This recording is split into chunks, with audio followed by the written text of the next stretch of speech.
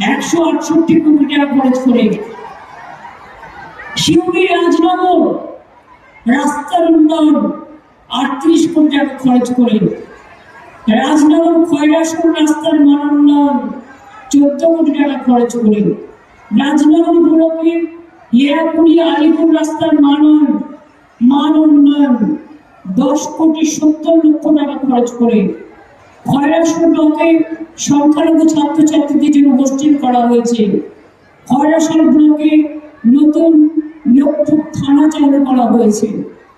এছাড়াও আপনারা জানেন জয়দেব কেন্দ্রী থেকে ইলামবাজার ব্রিজ থেকে শুরু করে গাদা গাদা ব্রিজ করা হয়েছে, অজয় নদীর সেতুর উপর ব্রিজ করা হয়েছে, পথশ্রীতে কয়েকশো কোটি টাকার রাস্তা দেওয়া হয়েছে।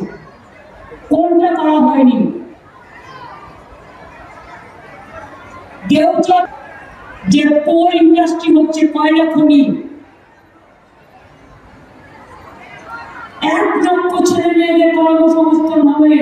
আগামী দিন মনে রাখবে, বীরভূম, বাঁকুড়া, বর্ধমান পশ্চিম ইন্ডাস্ট্রিয়াল ডেস্টিনেশন। আমরা বিশেষ করে দেওচর পাঁচমিতে অলরেডি কিছু কাজ শুরু হয়ে গেছে, পাথর তোলার কাজ। আমরা অনেক ইতিমধ্যে চাকরিও দিয়েছি, ক্ষতিপূরণও দিয়েছি।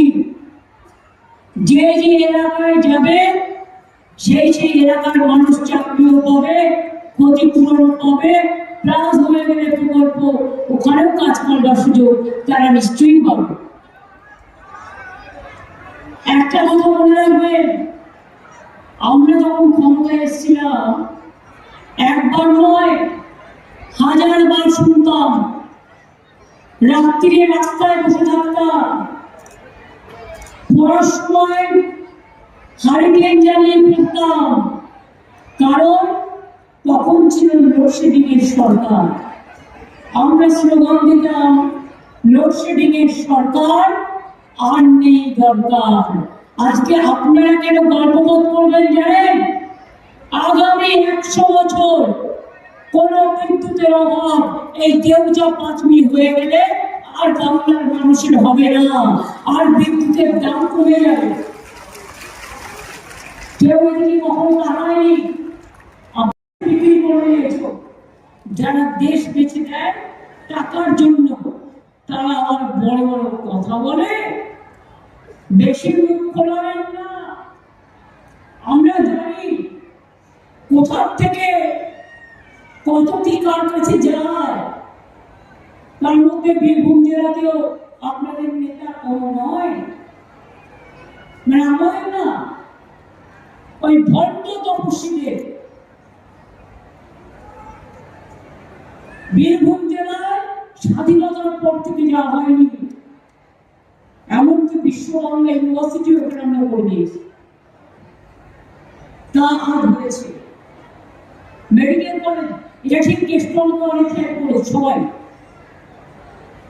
অনেকটাই হেল্প করেছে, কারণ বীরভূম জেলাটা ওর নতুন পড়ে। সুতরাং আমি যখনই অ্যাডমিনিস্ট্রেটিভ রিভিউ মিটিং করতাম, ওরা সবাই মিলে আমার সাথে কাঁধে কাঁধ মিলিয়ে যে সাজেশনগুলো দিত, সেটা নিয়ে আমি কাজ করতাম। আর আজকে বীরভূম জেলা ফসলে ফসলে, সবজিতে সবজিতে, লাল মাটির ধুলোতে ধুলোতে, শিক্ষা সংস্কৃতি সম্প্রীতিতে বীরভূম জেলা এক অনন্য। আমি গর্ববোধ করি লাল মাটি আমার রাঙা মাটির দেশ।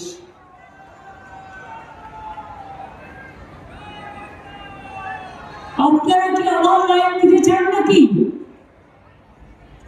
লাইন চান না বিজেপিকে রেলাইন করতে চান? কোনটা? আরে জোরে বলতে পারছেন না? মা বোনেরা কোথায় গেল? বলা মা বোনেদের বলো তো সবচেয়ে বেশি ঘরে থাকে, তাহলে এখানে নেই কেন? কি মায়েরা আমার, বোনেরা আমার, লাইন দেবে না বিজেপিকে